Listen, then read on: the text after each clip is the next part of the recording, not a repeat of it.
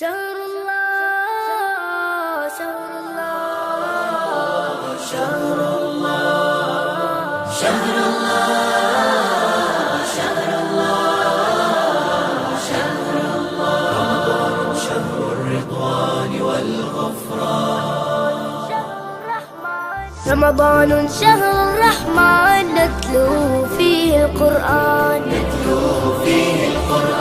شهر الخير والغفران والفوز والرضوان أعوذ بالله من الشيطان الرجيم. بسم الله الرحمن الرحيم. الحمد لله رب العالمين، والصلاة والسلام على أشرف الأنبياء والمرسلين سيدنا وحبيبنا حبيب إله العالمين أبي القاسم المصطفى محمد. اللهم صل على محمد وآل محمد. اللهم صل على محمد وآل محمد. اللهم صل على محمد وآل محمد الطيبين الطاهرين المعصومين على أصحابه المنتجبين. ما بعد، jemaah yang dimuliakan Allah SWT, Assalamualaikum warahmatullahi wabarakatuh. Taqabbalallahu a'malakum. Semoga Allah SWT menerima amalan kita semua. Semoga Allah SWT memberikan taufik kepada kita semua mendekati malam-malam Lailatul Qadar. Semoga diberikan taufik kita hadir pada malam-malam Lailatul Qadar dengan hati nurani, dengan kalbu yang siap menjemput malaikat yang diturunkan oleh Allah Subhanahu wa taala, sebagaimana Allah Subhanahu wa taala berfirman, "Tatanazzalul malaikatu warruhu fiha." Maka kita lagi dalam persiapan untuk menjemput malaikat, untuk dengan hati yang hadir, hati yang suci, hati yang bersih. Maka setiap hari kita punya tugas, punya peran untuk membersihkan hati kita, untuk menyiapkan diri kita, menghadirkan ketakwaan kita kepada Allah SWT dengan berpuasa, dengan tilawah, dengan doa yang kita baca, dengan semua amalan yang kita lakukan. Tujuannya satu, yaitu untuk meraih ketakwaan, dan dengan sifat ketakwaan kita bisa hadir pada malam Lailatul Qadar, dan kita bisa menjadi orang dan manusia yang bisa hadir bersama malaikat, bersama Imam Zaman Ajjalallahu Farajahu Asy-Syarif, yang merupakan manusia yang di mana semua malaikat turun kepada beliau dan memberikan dan menurunkan semua rezeki yang akan dibagi untuk seluruh makhluk yang ada di muka bumi ini, yang disalurkan melalui Imam Zaman Ajjalallahu Farajahu Syarif. Maka mari kita setiap hari berusaha keras, berusaha lebih kuat untuk menyiapkan wadah kita untuk menjemput rezeki kita yang diturunkan, rezeki terutama rezeki maknawi, rezeki spiritual, rohani, terus rasional, dan semua macam-macam rezeki yang lain yang dibutuhkan untuk kehidupan kita sehari-hari. Tapi yang paling penting adalah rezeki rohani, rezeki maknawi, rezeki rasional dan intelektual, yang dengannya manusia bisa disebut sebagai manusia. Pada kesempatan ini kita akan membahas tema yang sangat menarik, yaitu perjalanan manusia dari bumi ini menuju Allah Subhanahu wa taala menurut Al-Qur'an. Menurut Al-Quran, yang kita berada dalam bulan suci Ramadan, bulan Al-Quran, Syahrul Quran, dan malam Lailatul Qadar juga bertepatan dengan malam Nuzulul Quran, dan Al-Quran Al-Karim yang merupakan tajalli atau manifestasi Allah Subhanahu wa taala yang paling lengkap, paling sempurna, dan dengannya kita bisa mengenal diri kita sebagai manusia. Jadi mengapa kita membahas perjalanan manusia menurut Al-Quran, karena kita lagi menalami dan dalam hidup satu kehidupan di mana makna manusia sudah kena reduksi. Jadi manusia menjalani agama, menjalani banyak aktivitas, tapi dia belum tahu tujuannya yang paling utama itu apa. Jadi kalau kita tanya di setiap keluarga melakukan semacam pertanyaan kepada anak-anak kita atau bahkan untuk teman-teman kita, cita-citamu yang paling tinggi itu apa? Pasti jawaban kita akan menemukan macam-macam jawaban, dan mungkin puncak dari apa yang diharapkan oleh anak-anak kita menjadi dokter, profesor, atau misalnya menteri atau apa, itu paling puncaknya. Padahal itu adalah manusia yang sangat terreduksi maknanya, bukan manusia yang didefinisikan Al-Quran, bukan manusia yang dijelaskan oleh Allah SWT menurut Al-Quran. Itu hanya jabatan dan itu hanya peran yang kita jalani selama kita masih di dunia ini. Itu sesuatu yang sifatnya aksidental, bukan esensi manusia. Kita akan mulai dari ayat dari Al-Quran di mana Allah SWT menjelaskan hakikat manusia. Di mana Allah SWT berfirman, ba'da a'udzubillahi minasyaitonir rajim, wa laqad khalaqnal insana min sulalatin min tin. Ini permulaan dari penciptaan, diciptakan dari tanah. Lalu thumma ja'alnahu nutfatan fi qararin makin. Lalu menjelaskan bagaimana evolusi manusia ini yang diciptakan dari tanah menjadi nutfah.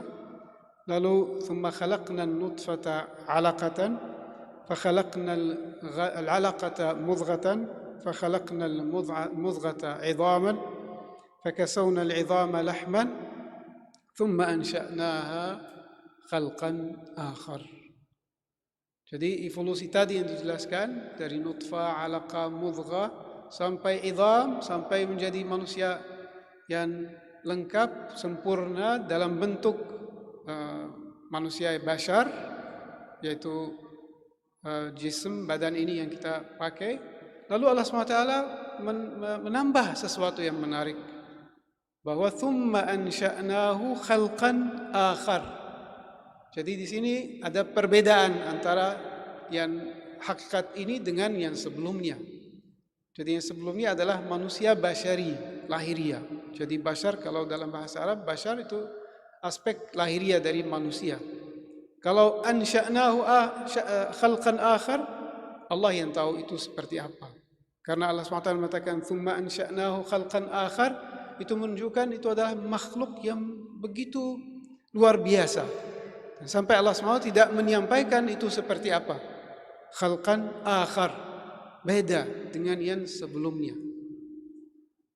Jadi di sini Allah SWT membedakan antara dua aspek manusia, walaupun dia satu, bukan dua. Tapi manusia ini punya dua aspek, yaitu aspek basyariah, lahir, badan, dan seterusnya. Dan di sini terbentuk yang disebut an-nafs al-hayawani. Jadi kita ada tiga macam nafsu. Nafsu nabati, nafsu hiwani, dan nafsu natiqah yang merupakan nafs manusia, jiwa manusia. Jadi, jiwa nabati kita sama-sama dengan tumbuh-tumbuhan yang lain. Ada nutrisinya, ada tumbuh-tumbuhannya, ada juga produksinya dan regenerasinya. Dan ada nafsu hiwani, kita juga bergerak sama hewan yang lain, makan, minum, dan seterusnya. Tapi ada perbedaan, yaitu an-nafsun natiqah atau jiwa manusiawi. Di sini yang Allah SWT menyebutkannya sebagai thumma ansha'nahu khalqan akhar fatabarakallahu ahsanul khaliqin. Allah SWT memuji dirinya karena menyebutkan ansha'nahu khalqan akhar. Jadi satu penciptaan yang luar biasa sampai Allah memuji dirinya sendiri. Fatabarakallahu ahsanul khaliqin. Tapi kita lihat di zaman kita sekarang, terutama makna dan konsep manusia di dunia barat hanya sekedar makhluk yang lahir, terus makan, minum, menjalani pendidikan, masuk sekolah dan sebagainya. Tapi puncak dari pencapaiannya apa? Manusia yang rasional, manusia yang cerdas. Dan kecerdasan hanya sekedar kecerdasan rasional. Manusia yang jenius, manusia yang bisa bikin teknologi yang canggih. Itu adalah puncak pencapaian manusia. Terus setelah itu apa? Menurut mereka ini adalah pencapaian yang paling tinggi. Terus manusia bisa menikmati semua yang ada di dunia ini, dinikmati secara maksimal, hibur dan punya fasilitas, segala fasilitas yang dibutuhkan, dan akhirnya mati dan sudah selesai. Ini adalah manusia menurut dunia barat sekarang. Bisa juga mereka bicara tentang agama, bicara tentang spiritualitas, tapi sangat dangkal. Tidak begitu dalam dan tidak mendefinisikan manusia yang sebenarnya yang didefinisikan oleh Al-Quran Al-Karim. Jadi kita lagi hidup dalam era dan dalam zaman di mana kita kehilangan makna manusia yang sejati dan makna manusia Qur'ani. Sampai itu kita terpapar oleh penyakit ini, sampai di rumah-rumah kita, anak-anak kita juga tidak ada cita-cita untuk menjadi manusia ilahi. Cita-cita mereka hanya untuk mencapai kesuksesan yang sifatnya materi, atau lebih dari itu menjadi manusia yang cerdas, manusia yang sukses secara jabatan atau secara posisi, misalnya ijazah yang didapatkan dan seterusnya. Itu aja yang disebut atau yang dijadikan sebagai cita-cita. Sedangkan Allah SWT, Rasulullah SAW dan Ahlul Bait mengajar kita bahwa manusia jauh lebih tinggi dari itu. Manusia adalah manusia yang dimana Allah SWT mengatakan, Inni ja'ilun fil ardi khalifah. Itu adalah definisi dari manusia menurut Al-Quran. Itu dimana Allah SWT ketika mau menciptakan manusia, malaikat bertanya, Ataj'alu fiha man yufsidu fiha wa yasfiku ad-dima. Mereka bertanya tentang manusia yang mana? Yang tadi basyari, manusia yang sifatnya punya nafsu hewani, punya nafsu nabati, dan punya nafsu yang kalau paling tinggi jenius. Itu manusia yang akan merusak, menumpah darah dan bikin kerusakan di muka bumi ini. Tapi Allah SWT punya rencana lain. Allah SWT mengatakan, Inni a'lamu ma la ta'lamun. Jadi manusia yang merupakan tujuan dari penciptaan itu tidak diketahui oleh malaikat pun, tidak diketahui hakikatnya. Itu yang Allah SWT nyuruh malaikat untuk sujud kepada Adam karena satu sifat yang tidak dimiliki oleh malaikat. Jadi tidak dimiliki oleh makhluk apapun di alam ini kecuali manusia. Itu yang manusia yang Allah SWT mengatakan karenanya tadi, Fatabarakallahu ahsanul khaliqin. Manusia yang mana? Yang Allah SWT mengatakan, Wa'allama Adamal asma'a kullaha. Itu manusia yang merupakan harapan Allah SWT dari penciptaan ini. Kalau bukan manusia itu, Allah tidak akan menciptakan alam. Seluruh alam tidak akan diciptakan. Karena kalau tidak ada makhluk yang bisa mencerminkan semua sifat-sifat ilahi, maka alam ini sia-sia. Tidak ada yang bisa mengenal Allah SWT sebagaimana Allah layak dikenali. Jadi semua selain itu adalah manusia yang terreduksi, manusia yang sudah kehilangan makna kemanusiaannya. Jadi kalau kita kembali kepada Al-Quran, kita akan menemukan diri kita yang sejati.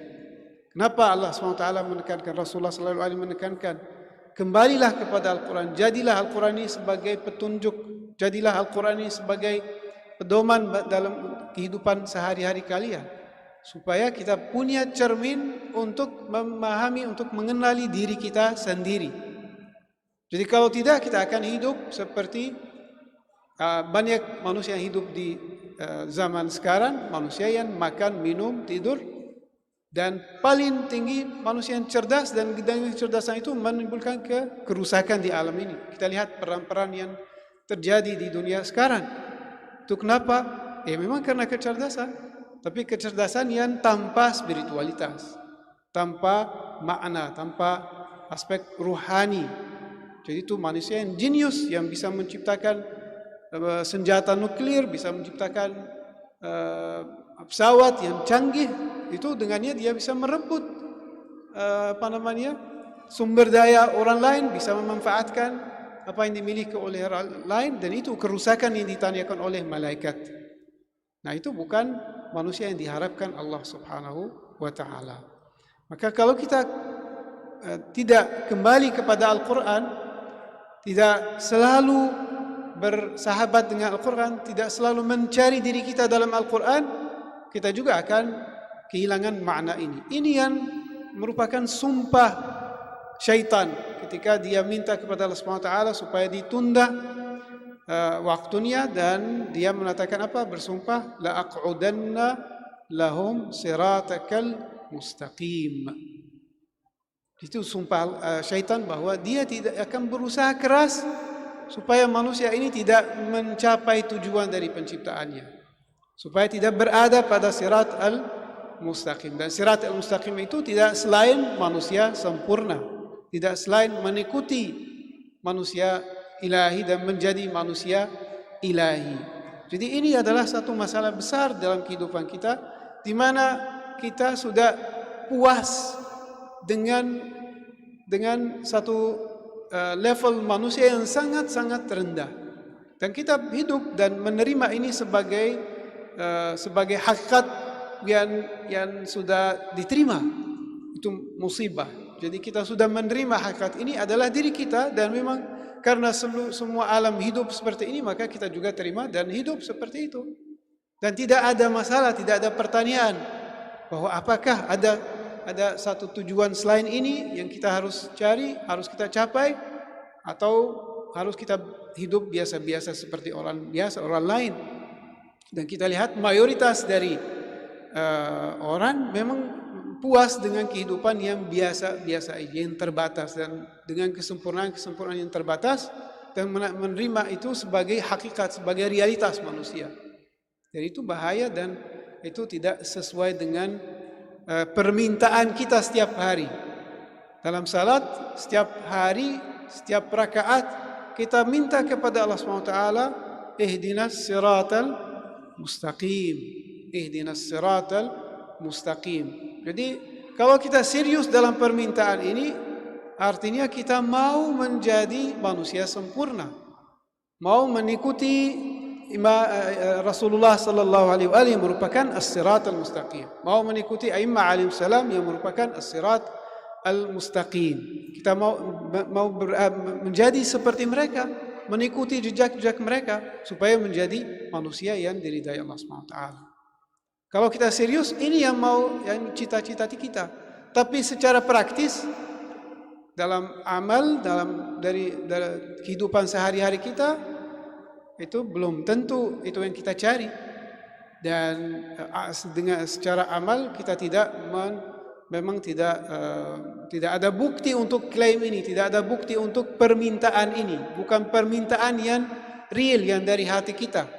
Hanya permintaan karena dianjurkan kita baca, dan kita nggak sadar bahwa kita lagi minta untuk menjadi manusia sempurna. Tapi manusia sempurna itu supaya menjadi manusia sempurna, ya harus dari pagi kita bangun tidur sampai tidur lagi, kita harus sudah mengikuti insan kamil, mengikuti Rasulullah sallallahu alaihi dalam semua gerakannya, diamnya, makannya dan ibadahnya, semuanya kita sudah berusaha untuk mengikuti sirah Rasulullah sallallahu alaihi dan sirah ma'sumin alaihi salam. Ini adalah insan atau manusia menurut Al-Quran. Dalam Al-Quran Allah SWT juga ada beberapa level yang disampaikan oleh Al-Quran bahwa manusia itu terdiri dari beberapa lapisan. Dalam surah tadi yang kita baca, dalam ayat yang kita baca tadi, dari manusia hewani sampai khalqun akhir yang merupakan insan ilahi.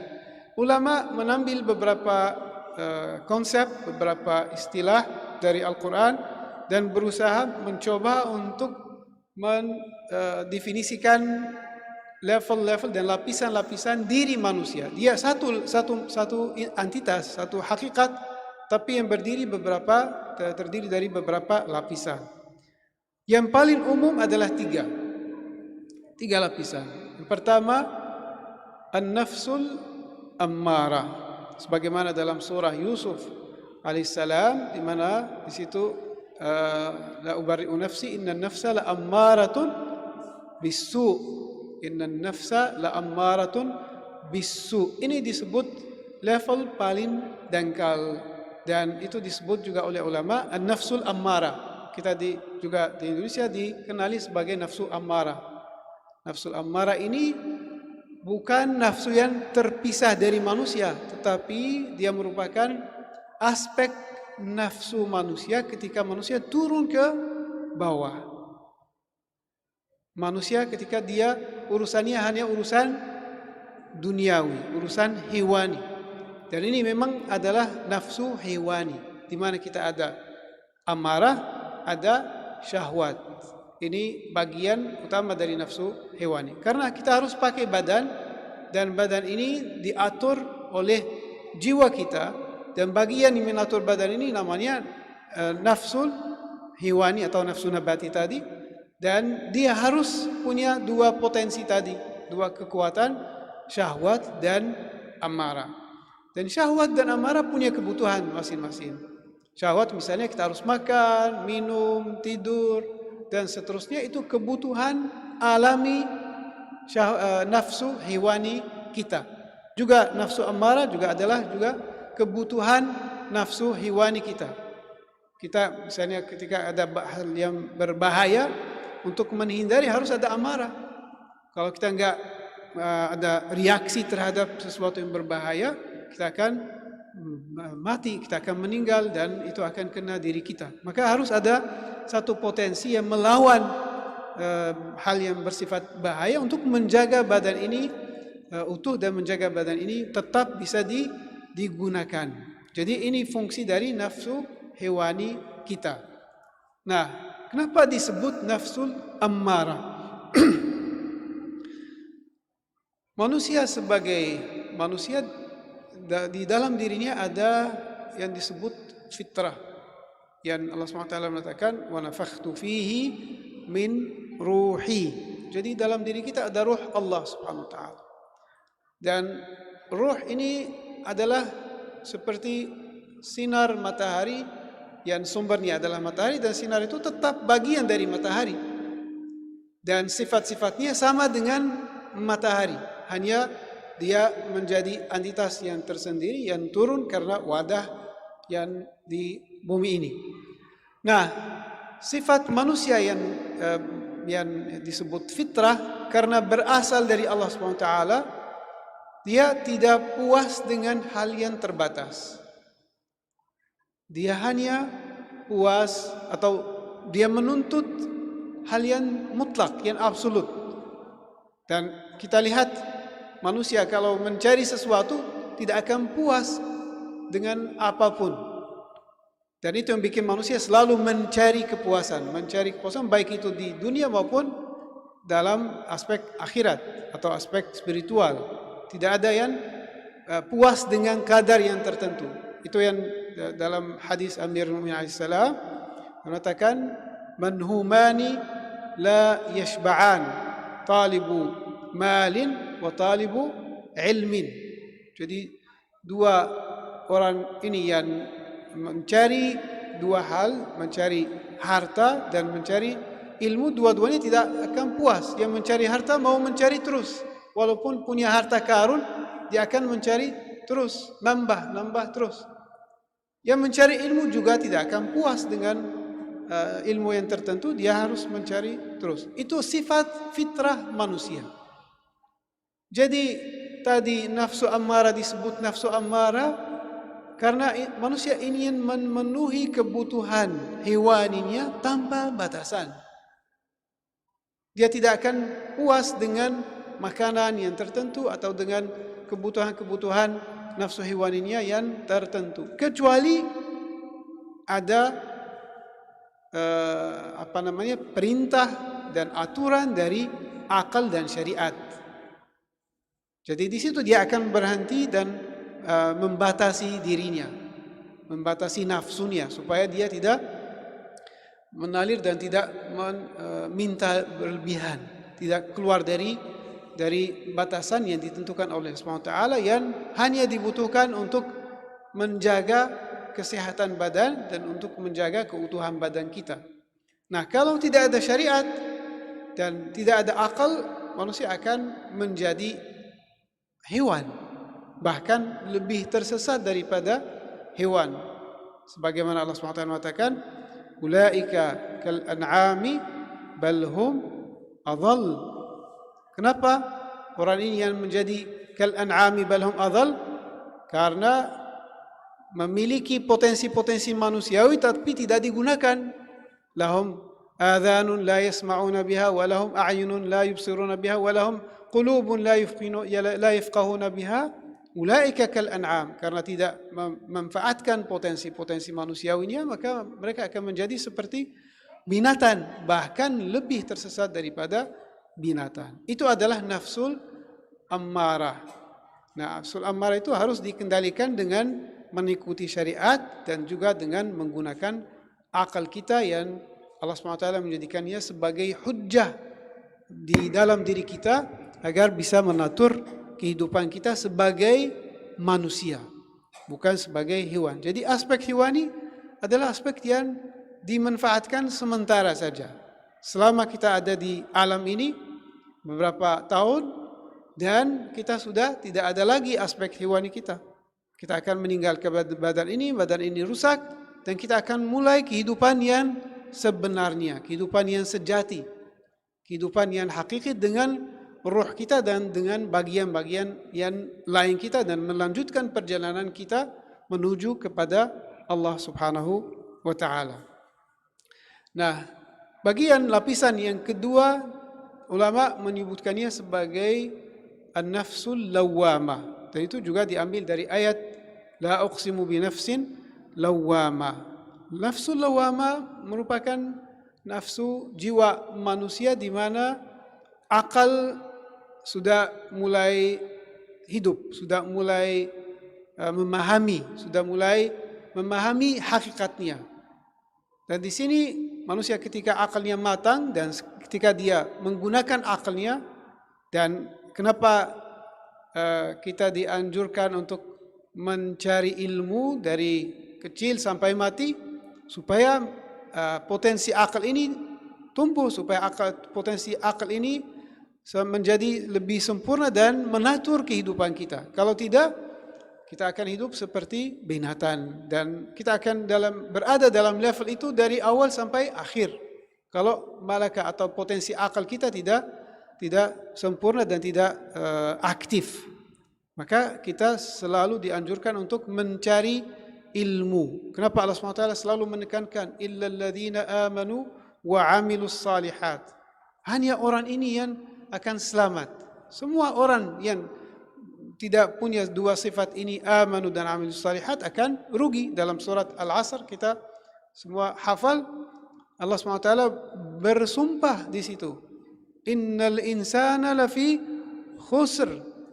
Semua manusia akan rugi kecuali illal ladzina amanu wa amilus salihat. Dan amanu wa amilus salihat dalam tafsir itu tidak selain ilmu dan amal saleh.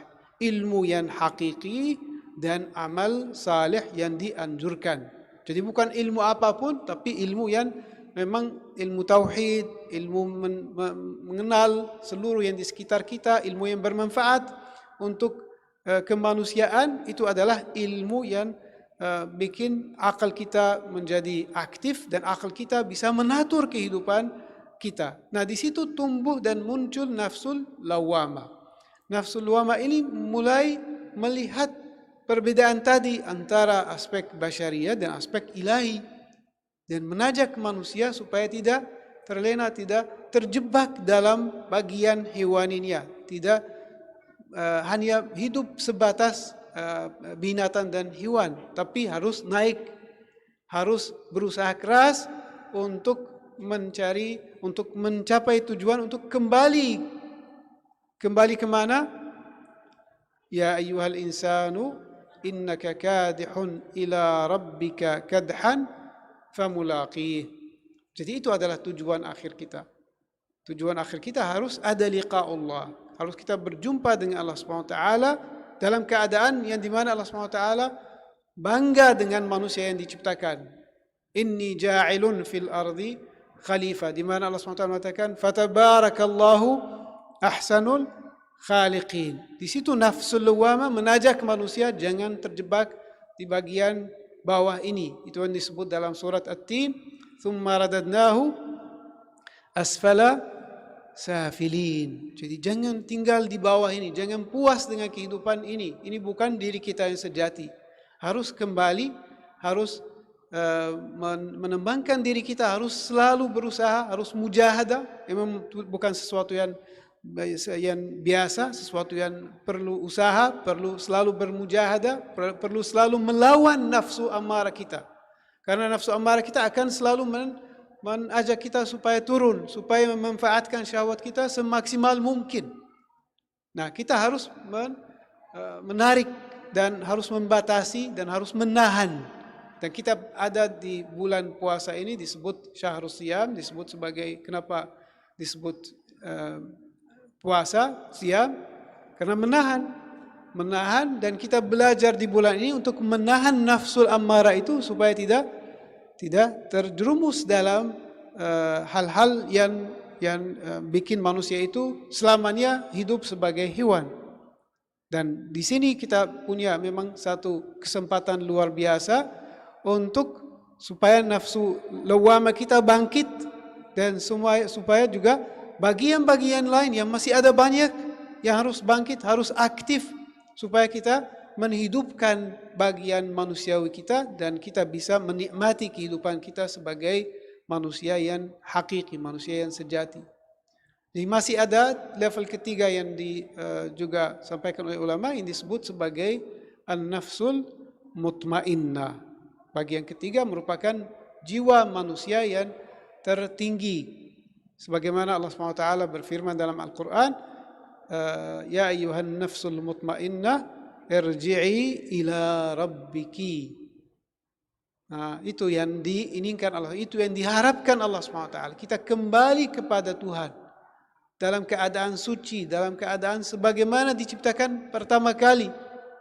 Allah SWT menciptakan dalam keadaan suci. Allah ingin kita kembali juga dalam keadaan suci untuk berjumpa dengannya. Itu yang diharapkan oleh Rasulullah sallallahu alaihi, dan itu yang Rasulullah sallallahu alaihi Ahlul Bait berusaha keras, bermujahadah untuk mengajak kita supaya berada bersama mereka di sisi Allah Subhanahu wa taala dengan an-nafsul mutmainnah. Nah, tadi dalam nafsul ammarah banyak yang mungkin bisa dibahas tentang nafsul ammarah, tapi bukan kesempatannya, hanya akan menyinggung beberapa hal yang merupakan hal yang esensial dari yang kita perlu ketahui tentang nafsul ammarah, bahwa syaitan tidak punya kekuatan apapun dan tidak bisa menggoda manusia dan tidak bisa melakukan apapun kepada manusia kecuali manusia yang nafsunya lemah. Jadi itu adalah pintu masuknya manusia. Sebagaimana Allah SWT mengatakan, inna kaida syaitani dha'ifa. Jadi syaitan itu lemah, memang tidak punya kekuatan atas manusia. Tapi siapa yang membuka pintu? Manusia dengan nafsunya. Ketika manusia dikuasai oleh nafsunya, itu buka pintu lebar untuk syaitan. Di situ syaitan bisa memiliki dua aktivitas utama. Yang pertama, menghiasi hal-hal yang sebenarnya tidak sama sekali menarik, dijadikan menarik bagi manusia. hal-hal yang sifatnya di dunia ini kalau dipikirkan dengan akal, manusia akan sadar bahwa ini memang bukan sesuatu yang dijadikan sebagai tujuan. Akal kalau dia sadar hal-hal yang dicari yang dikejar oleh manusia dari pagi sampai malam bukan sesuatu yang memang menarik. Tapi syaitan menjadikannya menarik, menghiasi banyak hal yang sebenarnya sangat jelek dan sangat rendah. Tapi manusia berusaha keras meninfakkan hartanya demi mencari hal-hal yang sangat rendah, sangat sepele. Itu yang disebut tazyin, atau menghiasi hal-hal yang tidak menarik menjadi menarik di mata manusia. Itu siapa yang membuka pintu ini? Manusia dengan nafsunya, dengan wahamnya, tidak memakai akal, dan waham melihat hal itu seperti hal yang memang layak untuk dicari, menghabiskan waktunya, mencari justifikasi juga, menjustifikasi apa yang dia lakukan, tapi justifikasi itu wahmi, bukan akli. Jadi kalau dia berpikir berkali-kali merenung, akan menemukan bahwa ini memang bukan sesuatu yang kekal. Dan kalau sesuatu yang tidak kekal, kenapa saya menghabiskan modal saya di dunia ini, umur kita dihabiskan untuk sesuatu yang akan sirna, yang akan fana. Jadi itu hal yang merupakan orang manusia yang menghabiskan modalnya yang tidak punya modal setelah itu, yaitu waktunya. Dan kita lihat betapa atau beberapa waktu yang kita habiskan untuk hal yang tidak bermanfaat. Banyak. Jadi itu adalah umur kita yang bisa manfaatkan untuk mencapai tingkatan yang begitu banyak sampai kita nggak bisa bayangkan tingkatan-tingkatan manusia yang kita bisa capai. Kalau kita kembali kepada Al-Quran akan menemukan hal itu. Jadi oleh karena itu kita selalu diajak untuk membaca Al-Quran, terus-menerus bersahabat dengan Al-Quran, bertemu dengan Al-Quran agar menemukan diri kita dan agar menemukan arahan supaya kita mencari diri kita yang sejati. Jadi yang pertama yang dilakukan oleh syaitan menghiasi hal yang tidak sebenarnya indah, yang tidak sebenarnya menarik, menjadikannya menarik. Maka manusia terjerumus.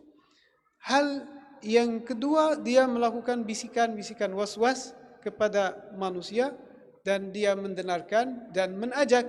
Dia hanya mengajak dan tidak bisa melakukan selain mengajak manusia. Dan manusia kalau menijabah, mengikuti syaitan, dia akan juga jauh dari as-sirat al-mustaqim. Dan paling mungkin banyak manusia yang bisa menjaga dirinya dengan menjalani agama, tapi agama yang hanya sekedar threshold atau batasan yang paling rendah, yang puas dengan batasan yang paling rendah, walaupun dia beragama, salat, puasa dan sebenarnya, tapi sudah puas dengan hal itu.